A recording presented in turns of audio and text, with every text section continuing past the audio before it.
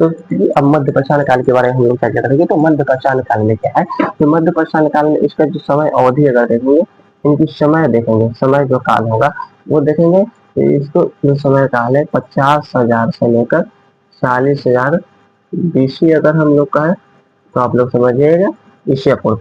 तो सबसे पहले मध्य पाषाण काल का जो समय काल है वो समय काल कितने हैं, 50,000 से लेकर 40,000 के आसपास इसका समय काल है। और सबसे पहले इसका इस समय का जो उपकरण है, अरे मध्य पाषाण काल का जो उपकरण, इस समय का जो उपकरण है, अगर हम इसकी उपकरण की बात करें, इसकी मध्य पाषाण काल के समय के जो मानव थे वो किस प्रकार का उपकरण का उपयोग करते थे, तो वो उस समय का उपकरण उस फलक आधारित उपकरण का प्रयोग करते थे। क्या फलक आधारित, क्या था फलक आधारित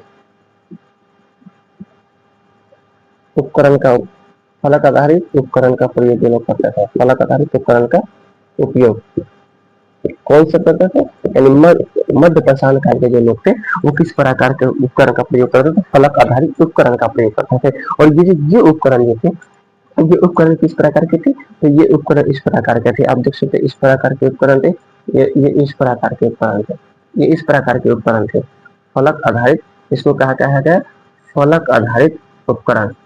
फलक उपकरण अगर हम लिख दे कोई टेंशन नहीं, फलक आधारित उपकरण का प्रयोग करते थे। और ये इस प्रकार के देखिए कि औजार जो थी वो इस प्रकार की औजार थी। तो सबसे पहले इसकी कोई विशेष नहीं, दो चीज।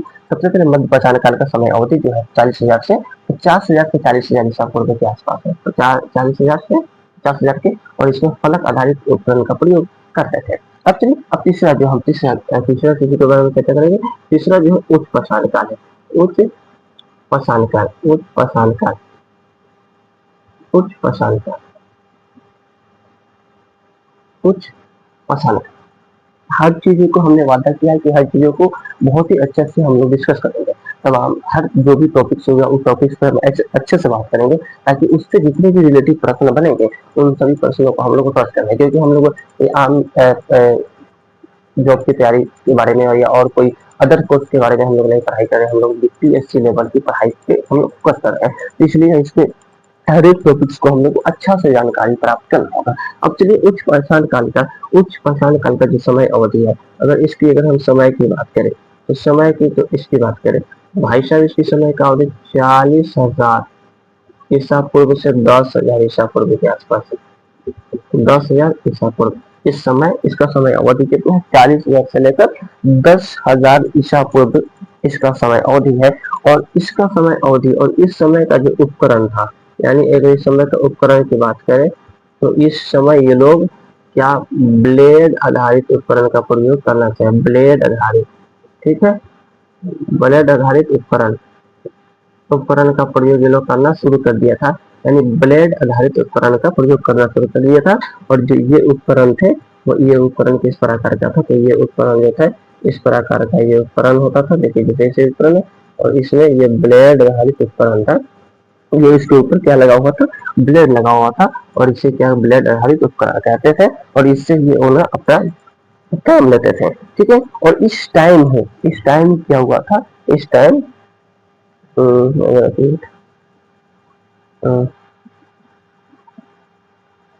इस टाइम क्या हुआ था, इसी टाइम जो हुआ था ये मध्य पाषाण काल के उच्च पाषाण काल के समय है होमोसेपियंस, होमोसेपियंस का उद्भव हुआ था।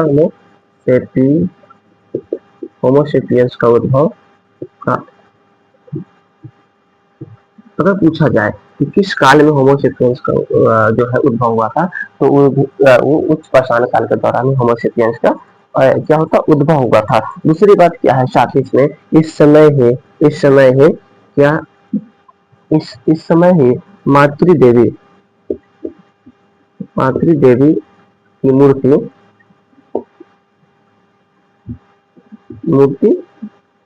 प्राप्त हुई थी। और ये मूर्ति जो था कि हड्डी के रूप में थी, यानी उसकी सिर्फ हड्डी थी, उसकी क्या थी, सिर्फ हड्डी थी, और हड्डी उसकी प्राप्त हुई थी। और ये हड्डी कहाँ से प्राप्त हुआ था, हम इस चीज की भी पता करने की, ये जो हुआ था, ये जो प्राप्त है लोहंडा से, ये प्राप्त हुआ था लोहंडा से।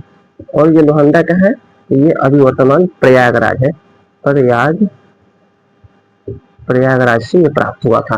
तो ये सब चीजों को देखेंगे तो सबसे पहले क्या था, तो ये ब्लेड आधारित उपकरण का प्रयोग कहाँ, उच्च पाषाण काल में हुआ था। और इसमें जो होमोसेपियंस का उद्भव हुआ और एकमात्र देवी की मूर्ति की हड्डी जो मिली थी वो लोहंडा प्रयागराज से मिला था। अब सबसे पहले बात चर्चा इस चीज को करेंगे, इसको सबसे पहले हम इसको ये क्लियर कर लेते हैं, इससे इधर का ये है और अब हम चर्चा करते हैं इससे।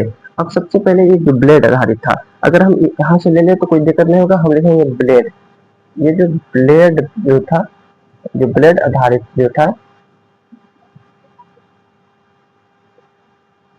जो उपकरण थे, ब्लेड आधारित जो उपकरण था, ये भाई ये किस चीज से बना हुआ था, तो पत्थर से। ये पत्थर से बना हुआ था, पत्थर से बना हुआ था।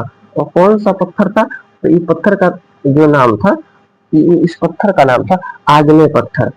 आग्नेय पत्थर, ये आग्नेय पत्थर से ब्लेड आधारित उपकरण को बनाया जाता था।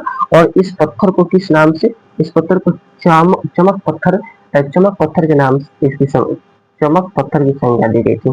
चमक पत्थर की संज्ञा इसको दी गई, चमक पत्थर की संज्ञा, ये थी चमक पत्थर की संज्ञा इसको दिया गया था, इसी को दिया गया था।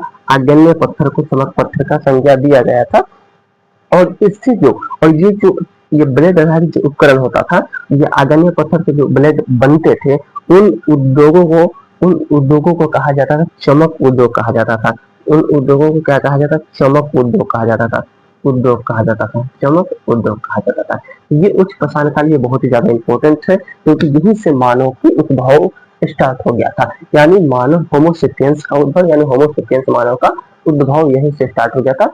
ये कौन सा काल था, उच्च पाषाण काल था। और उच्च पाषाण काल यानी अगर हम कहें तो 40,000 से लेकर 40,000 ईसा पूर्व से लेकर 10,000 ईसा पूर्व के बीच में मानव होमोसेपियंस का उद्भव हुआ।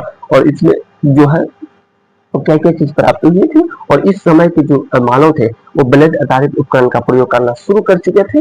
और वो ब्लेड आधारित उपकरण कहाँ किस पत्थरों से बनाए गए थे, और वो पत्थर का नाम था आग्नेय। और वो पत्थर चमकदार होते थे, इसलिए उस पत्थर के चमक की संज्ञा दी गई। और उस जो ब्लेड बनते थे, इस उद्योग में जिस कारखाने जहाँ बनाए जा रहे थे, उस जगह को, उस उद्योग को कहा गया, उस उद्योग को चमक उद्योग के नाम से जाना गया। तो आज हम लोग पुरापाषाण काल के बारे में पढ़े, पुरापाषाण काल के उप विभाजन को पढ़े, उसकी विशेषताओं के बारे में पढ़े, और उनसे रिलेटेड जो उपकरण थे उनके बारे में पढ़े। और साथ ही में उनके उप विभाजन को भी पढ़े, उस विभाजन में निम्न पाषाण काल को और मध्य पाषाण काल को और उच्च पाषाण काल को भी पढ़ चुके। और इसी तरह से हम लोग आगे जो इसकी जो प्रागैतिहासिक काल के दूसरी जो भाग है उसको हम कवर करेंगे, और उससे भी तमाम रिलेटिव, इससे तमाम जानकारियों को प्राप्त करके। इससे पहले क्या है कि इसकी अदर और विशेषताएं, अन्य विशेषताओं के बारे में भी हम लोग कल चर्चा करेंगे नेक्स्ट वीडियो में। इसकी और विशेषताएं हैं जहाँ से हम एक एक टॉपिक को नहीं करेंगे, जहाँ से प्रश्न बनेंगे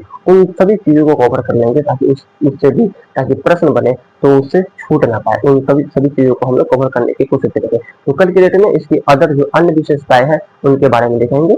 और हो सकेगा अगर टाइम मिलेगा तो हम लोग अगर वीडियो ज्यादा लंबी ना होगा तो हम लोग इसके प्रागैतिहासिक काल के दूसरे सेगमेंट को हम लोग ये देखेंगे। तो चलिए मिलते हैं नेक्स्ट वीडियो में। अगर वीडियो अच्छा लगा होगा तो कमेंट करके जरूर बताइएगा, और अच्छा लगे गया होगा तो फिर लाइक कर दीजिएगा, चैनल पे नए तो सब्सक्राइब और अपने दोस्तों में शेयर करिएगा। और साथ ही में आपको एक बात बता दें कि अगर द हिंदू और डेली न्यूज की अगर आपकी क्लास की जरूरत है तो हमारे चैनल से आप जुड़ सकते हैं, क्योंकि हमारे चैनल पे डेली न्यूज और तो हम लोग चर्चा इस चैनल के माध्यम से करते हैं। तो चलिए मिलते हैं फिर नेक्स्ट वीडियो में।